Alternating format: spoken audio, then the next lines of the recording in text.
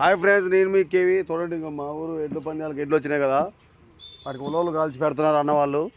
ఈ అన్న రీల్స్లో చేద్దామంటే నేను చేయని పారిపో వద్దంట, రీల్స్ చేయని వద్దంట, నీ దండ పెడతా అంటుడు, బొమ్మ కొట్టింది అంటుండు. చూడండి, ఇంకో ఉలవలు దంచుతుండు అన్న. ఈ ఉలవలు ముద్దలు చేసి ఎడ్లకి నోట్లో పెడితే తింటాయి అనమాట. ఉలవలేనా ఇంకా పెడతాను దానా గట్టిగా. ఉలవలే ఇంకా ఎద్దులు ఉలవలే తినేది. గడ్డి అట్టాడి తీరా. గడ్డి ఎందుకు వేయము? గడ్డి వేయకుండా ఎప్పుడు ఉలవలు ఇంకా బలానికి ఇంకేమన్నా ఉలవలు రాగి జావా. చాలా మంది పందానికి వచ్చేటప్పుడు కొద్దిగా మందు పోతున్నట్టు, నిజమేనా అది? మందు పోయారు, పాలు పోయారు, అవన్నీ ఉత్తమాటలు. అంతేనా? మందు పోతారు నిజం మీద గుంజుతాయి అంటారు.